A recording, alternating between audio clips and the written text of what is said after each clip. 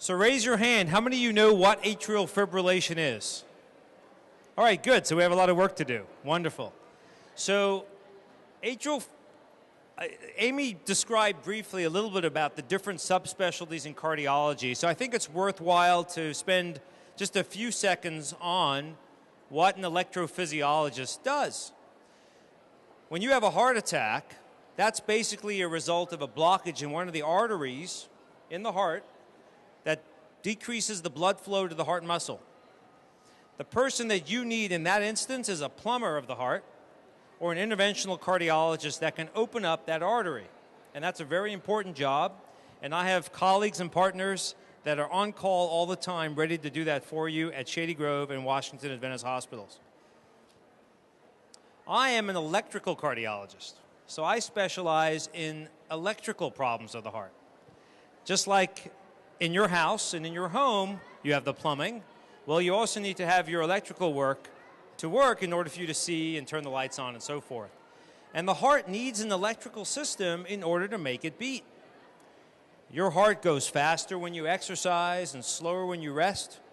So when that electrical system is out of order, you may not feel so good. So when the top chamber of the heart sends an electrical signal down to the bottom chamber of the heart, it beats and sends blood to the rest of the body and to the lungs. Well, when the signal, the on-off switch, that makes the top chamber of the heart not work well, the top chamber of the heart can go haywire and can go 300 times a minute. And instead of squeezing in a nice, normal way, it can fibrillate. And it actually looks like a bowl of Jell-O that's being shaken. And as a result, the heart becomes a lot less efficient, and people can become very symptomatic, short of breath, feel palpitations or have their heart race, and overall just not feel good. Makes the heart a lot less efficient. And as we get older, the heart becomes very stiff.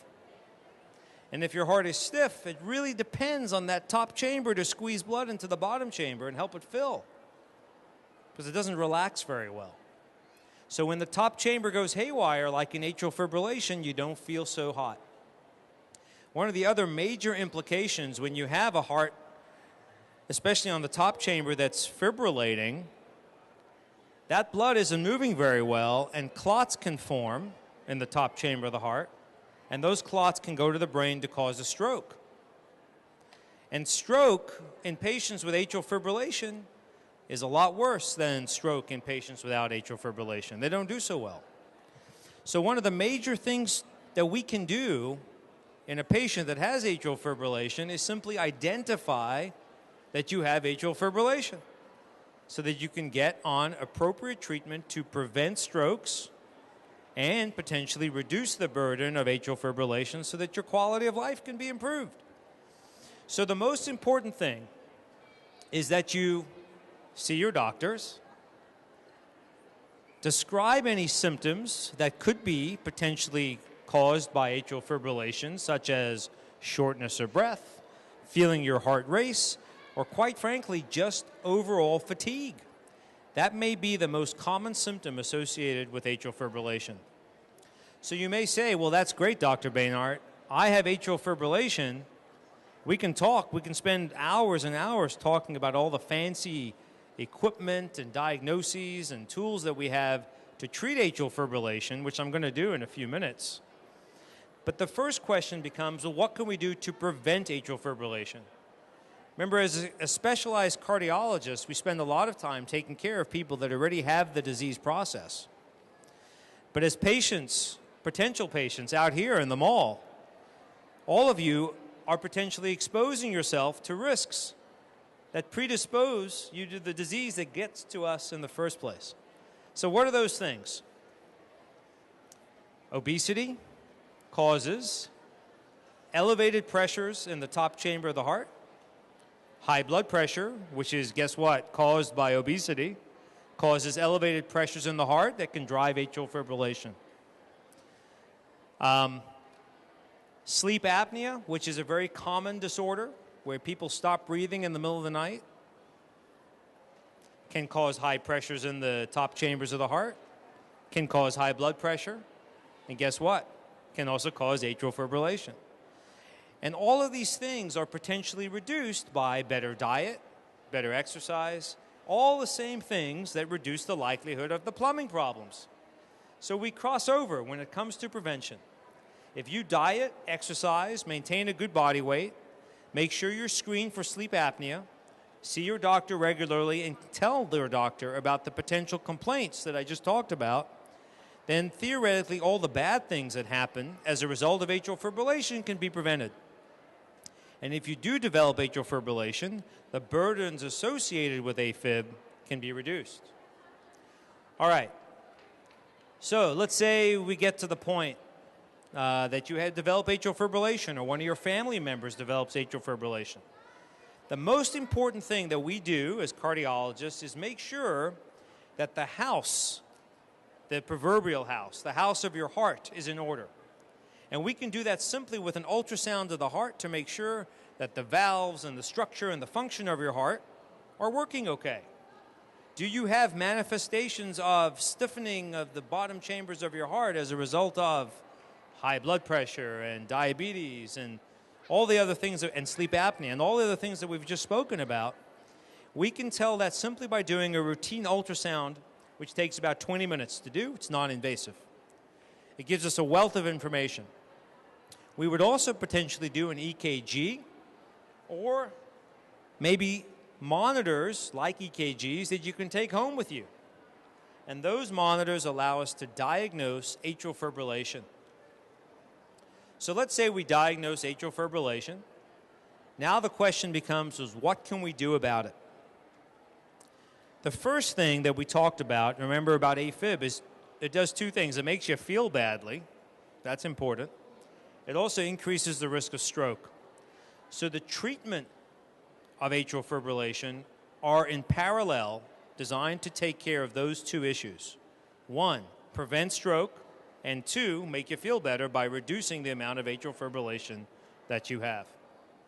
To reduce stroke, if you have risk factors for stroke other than atrial fibrillation, and those risk factors include diabetes, high blood pressure, heart failure, history of prior stroke, or age greater than 75, then you are a candidate for a blood thinner. And the type of blood thinner that you would take is a discussion that you would have with your physician. I could spend an entire hour talking about the different types of blood thinners that you can take for atrial fibrillation. And I'll go ahead and pitch for it now, but I believe that I may be speaking at the stroke symposium that Adventist Cardiac Rehab will be presenting, that's open to the public sometime in the spring in May. So look for that via the routine advertisements that Adventist HealthCare provides. In addition to stroke prevention, there are some experimental techniques that will become available where you can actually have the area of the heart that clots form in atrial fibrillation closed off. This is advanced. This is really advanced medicine. This is not ready for prime time yet, but probably will be soon. And Adventist, Washington Adventist, myself included, are going to potentially be involved in some of the clinical trials associated with that very cutting-edge medicine to prevent stroke in patients with AFib. So your doctor and you have discussed the stroke prevention protocols associated with AFib, and you've come up with a treatment strategy to make that less likely. Now the question becomes, what can I do to reduce the burden of atrial fibrillation? And the choices there are multiple.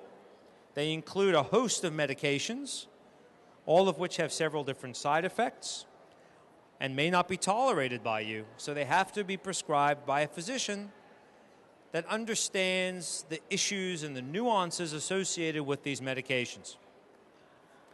Let's say you're not a candidate for medications. Let's say the medications don't work. Let's say you have side effects for those medications. Well, then we have a novel treatment that's been around for several years that we do at Washington Adventist Hospital quite routinely. In fact, we do one of the higher volumes in the state. It's called an atrial fibrillation ablation. And that's also listed on your handout. And what that is, in a very brief nutshell, is basically putting catheters, which are spaghetti-sized wires, about the size of a piece of angel hair spaghetti, into the groin in a vein, and we thread those catheters up into your heart using special X-ray equipment and ultrasound-guided equipment while you're completely asleep and sedated by one of our fine cardiac anesthesiologists. And we go after, meaning we cauterize with the special catheter, all the signals, the electrical signals that cause atrial fibrillation, and make the AFib essentially go away without having to take ongoing medical therapy that may have side effects, etc.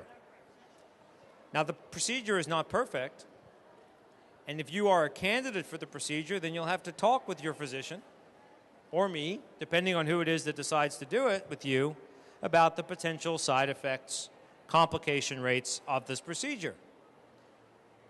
But the key is that you have that dialogue with your doctor about diagnosing what's causing your problems, and if it is atrial fibrillation, or it could be atrial fibrillation, that you seek out a specialist that has all the tools available to them to offer to you, to make sure that you get the optimal care. So, of course, this is a bias of mine as a specialist in electrical cardiology, that if you have atrial fibrillation and you feel like the initial treatment strategy from your regular cardiologist isn't getting you to the point where you want to be, ask them about an electrical cardiologist in the area, because there's a lot of them. I have a lot of colleagues. I have a lot of competition. I have a lot of wonderful colleagues who are excellent at what they do, who can offer additional procedures and or medical therapy to make people with atrial fibrillation feel better and, very importantly, reduce their risk of stroke.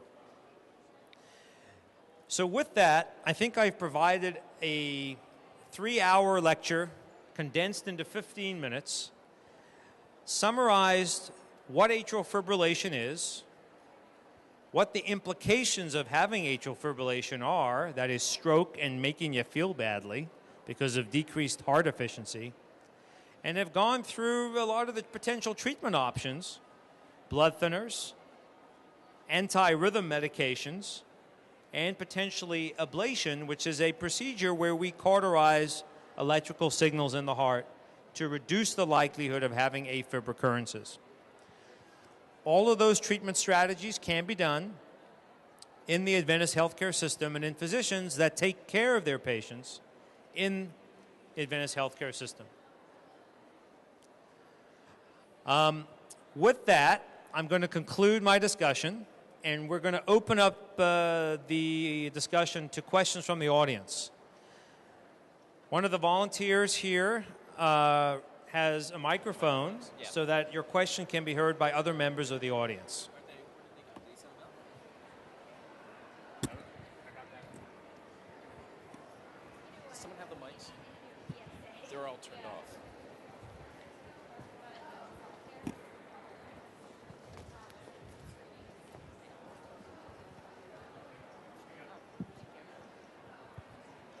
Doctor, it's working. What do elastic stockings, wearing those, have in preventing or helping prevent strokes? What is their place in this? Because there's some. So the question is what are elastic stockings do in preventing strokes? So what I can try to do is extrapolate that question a little bit. When someone is admitted to the hospital, specifically for a non-cardiac disorder or even for a cardiac disorder, it's often done that we put special stockings on the legs or special compression devices on the legs to prevent the likelihood of blood clots from forming in the legs. And the prevention of those blood clots prevent, one, the blood clot themselves, but also prevents them from going to the lungs and causing a clot to go to the lungs. Generally speaking, the compression that we do in the legs prevents clots on the venous side of the heart, which ends up in the lung and not in the brain. So therefore, what that tends to do is prevent clots from going to the lungs, not necessarily preventing them from going to the brain and causing a stroke. So there are some rare circumstances in unusual type of certain circumstances where clot from the vein in the leg can go up into the heart, cross over a hole in the heart, and then go to the brain, but that's unusual, not a common circumstance. And basically, I think that the compression hose, that's what you're talking about, are used commonly for prevention of blood clots and pooling of the blood in the legs that can contribute to clots in the legs that then would go to the lungs to cause a clot, which is a big problem and certainly something that can be prevented with the same blood thinners that I talked about in atrial fibrillation to reduce stroke risk and clots forming in the heart that then go to the brain. So it's a little bit of a different clot prevention strategy, but it is a clot prevention strategy for the other side of the heart, if you will, the side of the heart that goes to the lungs, not the brain. Okay? My question is about taking oral meds prior to the treatment of ablation. Is that how it's pronounced? So do you recommend, my dad is 82, he's in the hospital currently, and for AFib, and they're trying the drug Multac along with Coumadin. Do you recommend that therapy first to see whether that takes care of itself, and then proceed at 82, whether to do the radiation treatment next if the Multac doesn't work? So the question is about a specific anti-rhythm medication called Multac, and the question specifically says, is it appropriate to try medications before going to the more invasive procedure called the ablation? There are guidelines that are written by a panel of experts in the United States and the world that have made the recommendation that a medication for atrial fibrillation, such as Multac, of which there are several alternatives, be used as a first-line therapy before the ablation. So the short answer to your question is yes. The more complicated answer to your question is that in certain patients who do not tolerate the drug, and in patients in which the drug doesn't work, the next step is obviously an ablation or a different medication.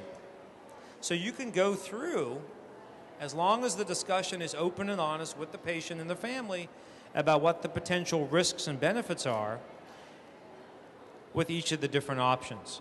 Doing an ablation procedure is not free of risk, and there are potential complications that can happen when you do an ablation that are very serious. So it's important going into the procedure that those potential risks are balanced heavily against the potential benefits of not doing the procedure and taking a medication that may ultimately result in a good quality of life without having to expose the patient to the risks associated with an invasive procedure. In a younger patient that is very symptomatic, who is not interested in taking medications because of the lack of desire of being on medicines forever, an ablation is therefore considered a very reasonable alternative to trying medicines first. But in an older patient, generally speaking, with some rare exceptions, of course, being on a medication is generally the appropriate course of action. So what you've just described, without knowing more of the details, seems very appropriate. Thank you. Okay. How serious it is after open heart surgery, the heart rate drops down to 28 at night, and during the daytime it never goes above 45. So the question is how serious is a heart rate drop in the 20s at night versus a heart rate not below 45 in the day? So there are lots of different issues that could be going on. There are lots of reasons for heart rates to be lower. And there's no absolute right answer to the potential clinical scenario that you've described. However, what are some of the things that can make the heart rate drop, especially at night? I mentioned one of them already, sleep apnea. Low oxygen levels at night and high vagal tone, which is the opposite of adrenaline, can cause the heart rate to drop at night without any problems.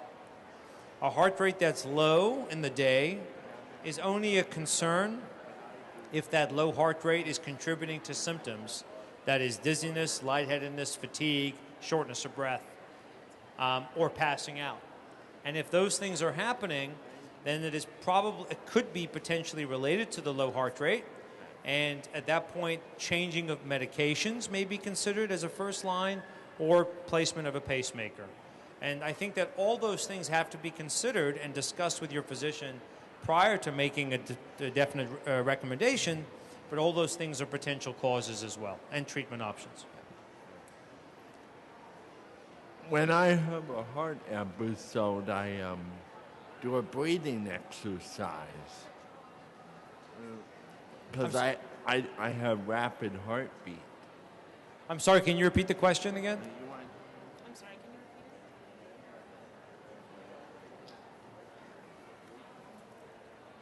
it? Okay, he's saying when he has a rapid heartbeat, he does a breathing exercise.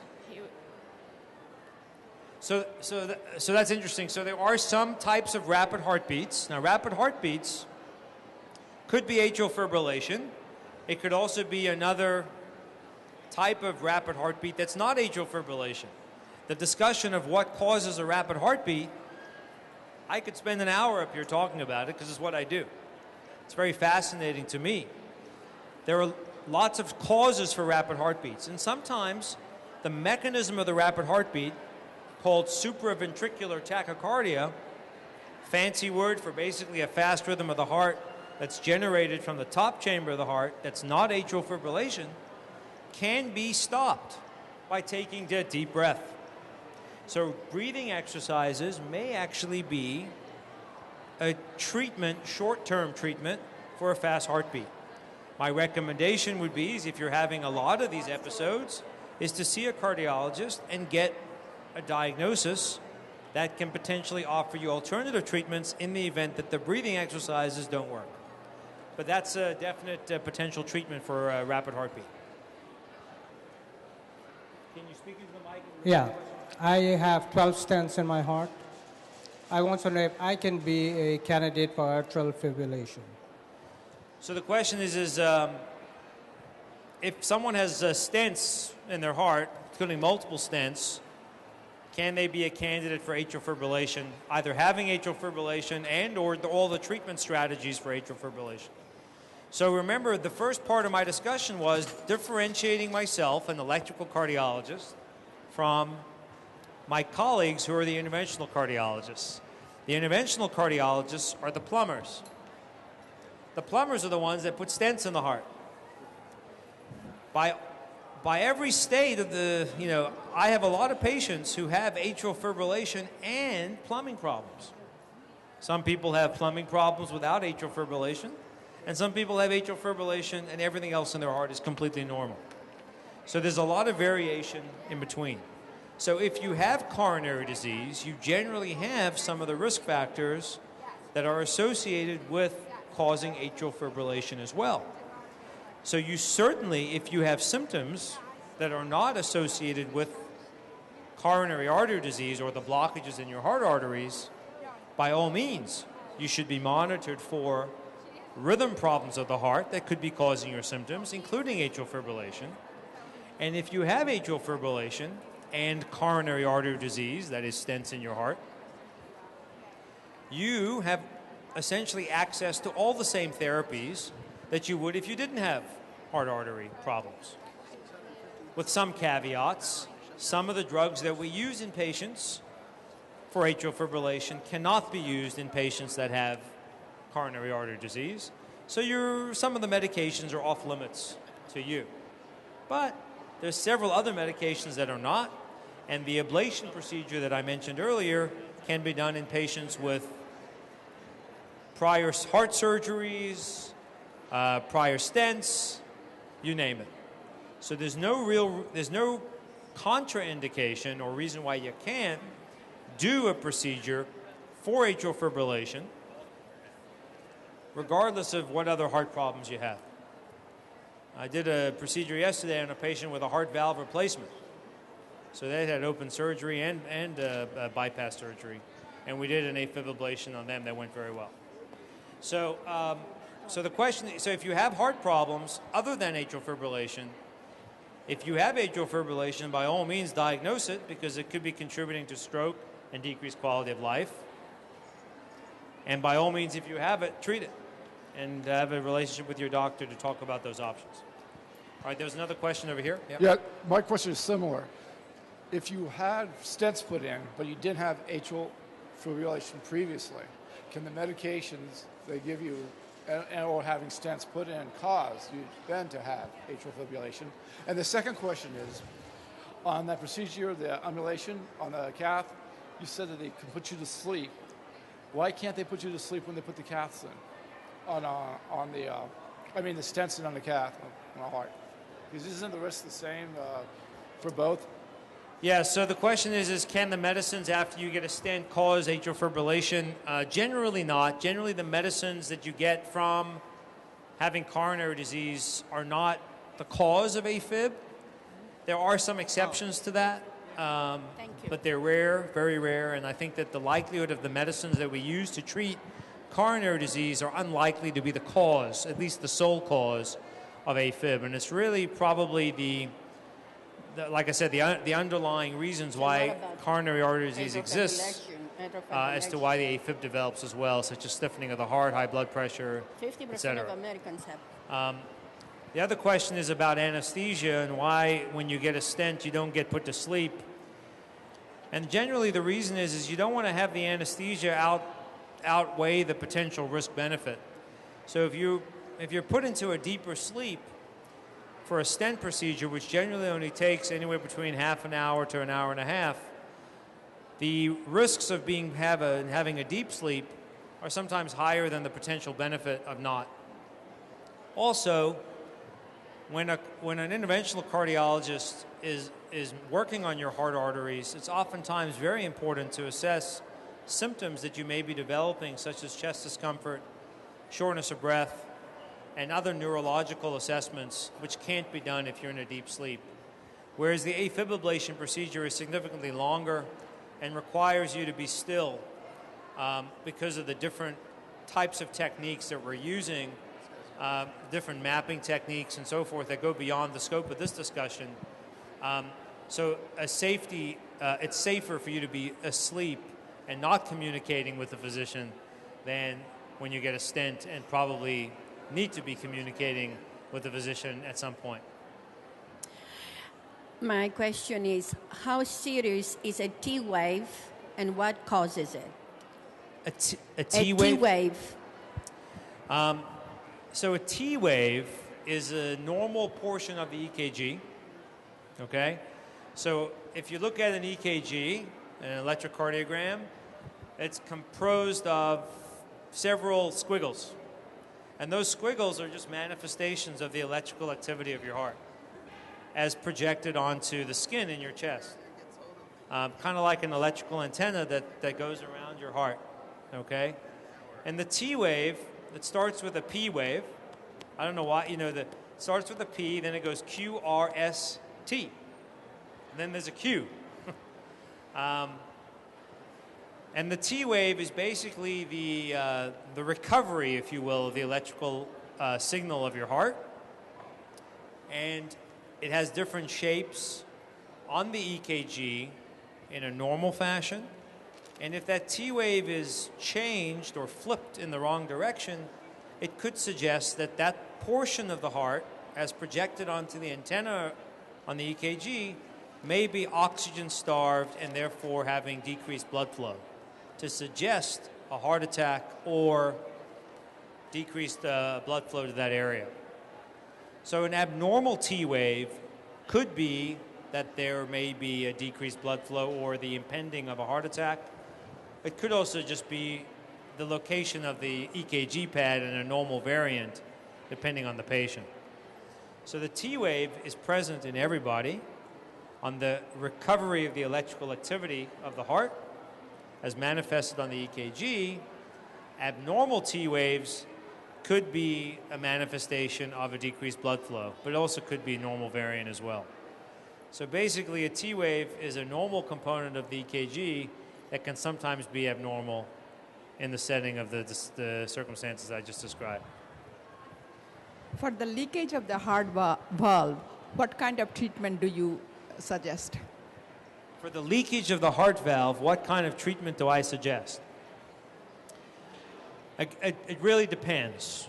Depends on which heart valve is leaking and the severity of the heart valve leaking. If you did an echocardiogram of everybody seated and standing here today, there would probably be some form of physiologic, that is normal, leakage of the valves. Obviously, if there's a physiologic trace or mild amount of leakage in any of the valves, generally speaking, nothing would need to be done about it in most patients. When that leakage becomes severe and progresses from mild to moderate and then severe, then the question becomes is what needs to be done about it? And if the patient is developing symptoms or has manifestations of the severe leak, such as a dilating heart or a weaker heart or symptoms of shortness of breath, then that leaky valve would need to be fixed, most often surgically. But that discussion needs to be had with your physician about the severity of the leaking of the valve and the symptoms and cardiac manifestations associated with it. So I have a question. Yes. So two related questions. On aspirin, it was asked before. So one, is there a prescribed age when one should start taking aspirin? And two, what other alternatives are there for people who can't tolerate aspirin in the stomach? So the question is when or if, what is there a particular age at which you should start taking aspirin? And the answer is no. There's not any blanket statement that I can make based on the large amount of literature out there regarding aspirin. It's very controversial for primary prevention, which is basically preventing the first diagnosis of an event in your heart. And that event would be blockages in the heart arteries. Another reason to take aspirin is to prevent stroke, okay? And the answer is that if you don't have any risk factors, that is high blood pressure, heart disease, coronary disease, diabetes, if you don't have any of those risk factors, you probably shouldn't be taking aspirin. But if you have multiple risk factors and you still don't have any manifestations of vascular disease, most likely a low dose of aspirin would be recommended based on your clinical scenario. It has to be discussed with your doctor. There are reasons why you shouldn't take aspirin, including the potential of having kidney problems as well as bleeding problems in the stomach. So aspirin is a double-edged sword. It's not a panacea for all that ails us. It certainly can be taken if you have a headache from time to time, and it certainly can be taken from a primary prevention standpoint, but only if you discuss it with your physician first. It should not be taken by the way because Bayer Aspirin decides to advertise to you about it. I think that in patients that have coronary disease, there's good literature to suggest that you should be on an aspirin unless your doctor specifies otherwise. And if you have a history of AFib or diabetes or vascular disease manifested by vascular disease elsewhere in the heart, that an aspirin can be very useful to prevent secondary events, such as if you've had a prior heart attack or stents, then aspirin is certainly the first line of therapy. But there's no absolute age cutoff, and there's no generalizations about who and who shouldn't take aspirin if you haven't manifested any signs of heart disease yet.